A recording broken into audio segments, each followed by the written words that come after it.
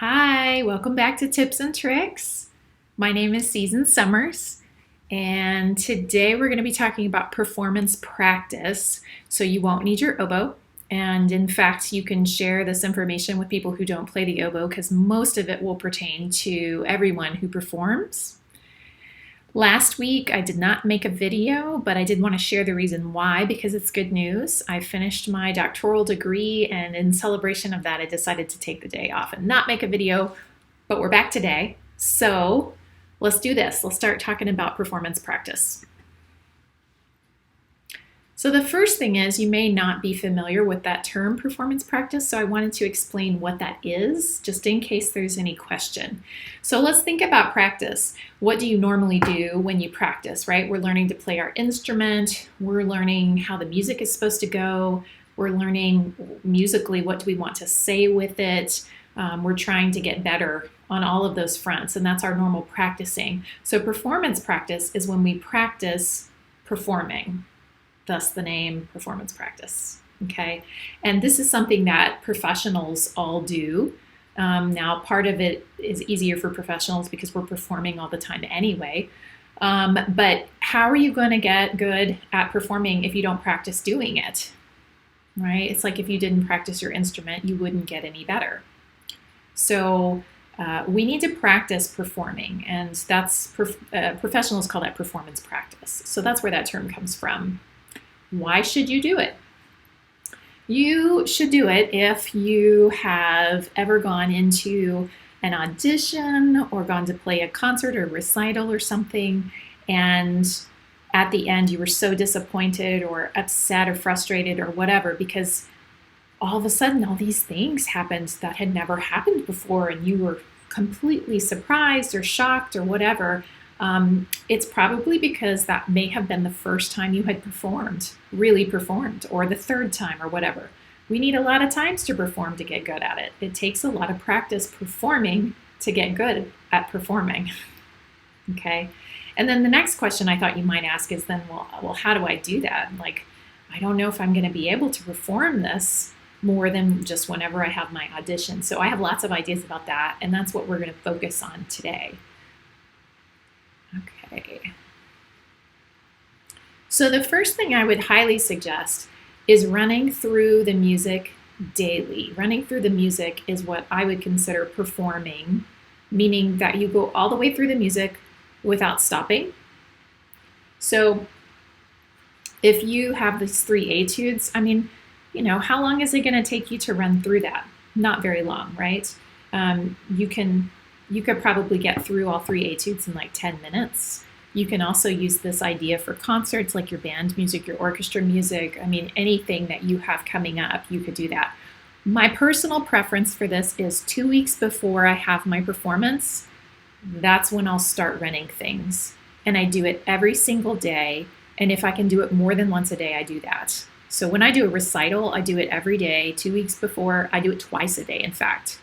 So I usually do it once in the morning, run through everything, give myself a long break, and then do it in the evening as well, usually about the time that I would have the recital so that I'm used to performing it at that same time. So if you want to be specific, if you know what time the auditions are at, you could practice doing that if that's a possibility. Maybe just on the weekends, you could do that since you're in school. But anyway, running the music daily is a great way. And I just want to prepare you that the first few times you do it, you're going to sound terrible and you're going to make tons of mistakes. You're going to feel like I can't do this and all of those things. But that's why we're doing it 2 weeks beforehand so that those feelings and those mistakes don't happen at the audition. So just get through it. Don't worry about the mistakes. Just play through it and then move on. And you can do your regular practice after that. Okay? Now, this is important. Don't stop. I can't tell you how many times I hear students on a regular basis say, I'm just going to start over. Well, guess what? When you do an audition, you can't start over. When you have a concert, you can't start over. So we have to develop the skill of being able to just keep going no matter what, right? The show must go on. That is a legitimate phrase. You just have to keep going. So no matter how bad it is, just keep going. Don't stop. You have to be able to do that. The bell could fall off my oboe and I would keep playing, I promise you. It doesn't matter. what it is. You just have to keep going, and you have to practice being able to do that, okay? And while you're doing this, the focus is going to be on improving awareness. And what I mean by that is I just want to be aware of what's happening. And in order to do that, I have to be less judgmental of myself. So if I hear something and it's great, I want to notice that. If I hear something and it's not what I intended, I want to notice that. If it's all going according to plan, I want to notice that. But I'm just noticing it, right? And the reason for that is that's what performing is. We're just in the moment being aware of what is actually coming out of our body, the sounds that are coming from us, and do they match the intentions of what I have in my imagination, in my head, what I've planned? Do those things match up? Because if they don't, I want to instantly notice it so that I can make an adjustment, all right? So we don't have time to throw a temper tantrum or cry or like stomp the foot, and all of that's probably mental, stomping, but we don't have time for that. So you want to be very aware of what's happening, and then that can keep you calm and grounded, and then you just make adjustments as you need to. That's what great performers do. They just make adjustments when they need to. It's not a big deal. Now, in order to do that, you really have to follow these two rules. You have to be kind to yourself, and you have to be patient with yourself. Most of you probably do that with all the other people in your life, but not yourself. That seems to be very common. So treat yourself like you would treat your friend, right? Or a family member, someone that you care about. Treat yourself kindly and be patient. It does no good to beat yourself up when you mess up, and it does no good to hurry yourself. Those things get you in trouble. So these are really important, albeit simple ideas. They are incredibly important if you want to be a better performer. You have to do those things, and you have to do them while you're being aware of what's happening in the moment while you're performing. So that may be really challenging for you, and if it is, you're not alone. It's a work in progress for everyone, okay? But just be aware that that is a worthy goal. Now, this is something I say a lot on my channel, and I cannot emphasize how ridiculously important this is. It's like so important that you record yourself when you're preparing to perform. And there's many reasons why, but every time you do your run-throughs, please record yourself. I just use my phone. I don't use my fancy recording equipment that I have. I just use my phone, and if you play the oboe and you're watching this, I would put the phone at least like 5 or 6 feet away. If the phone's too close, it distorts the sound. So just be mindful of that, that it needs to be positioned, and you can experiment with where you set it to figure that out. But the main reason why I record it and then listen to it back right after I finish is because I want to see if what I thought I heard while I was playing is the same thing as what I hear when I'm listening to the recording. Some things will be the same, and some will be shockingly different, and I mean shockingly. And we need to know what those things are. So a lot of times things sound better than I thought, and then other things sound worse than I thought.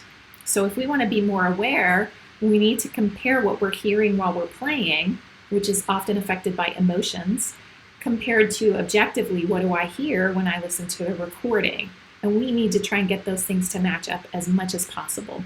So the more you record, the better, okay? I would record yourself every time during that 2-week period that you're doing your run-throughs. Okay, my last bit of advice for today is play for everyone as often as you can, whoever they are, even if they don't know about music, they've never heard of the oboe, it could be your dog, it doesn't matter. Play for everyone. And if you just were one of those people that went like, oh, I don't want to do that, that's exactly why you need to do that. The more you play for people, the easier it's going to be when you get to the audition. Guaranteed, 100%. The reason it feels uncomfortable to play for people is because you never play for people. So we have to get used to that. We need that to be the norm. So play for your teachers, play for your friends, play for your family, play for your church, play for your pets, play for your phone. That counts. That's real. Play for your parents have friends come over. Play for them. You know, you may not be able to run all 3 etudes, but you could play one and do the one that makes you the most nervous. Play them as much as you can for as many people as you can. They don't even have to give you feedback if you don't want. You can always ask for it if you want it and you think it's someone who could give you good feedback, but you don't even have to ask for feedback. If you just want to do it and just for the sake of doing it, fine. I do that all the time. Okay? So play for as many people as you can so that you can get better at performing. So I hope that you'll incorporate these. I decided to do this video today because I know the region auditions are all at different times depending on what region you're in. And I wanted to make sure that I didn't wait too late to do this because you really should start performance practice 2 weeks before your audition date. So I hope that everyone will get this information in time to try that. Please try it. Please try it because I really think that you'll do so much better at your audition this year if you incorporate these ideas. All right, if you have any questions or comments, please leave them below and I will get back to you. And that's all I have for today. Thank you so much for coming back and joining me and watching this video. I really appreciate all of you guys. And I'll see you next Friday with a new video. Hope you have a great weekend. Bye.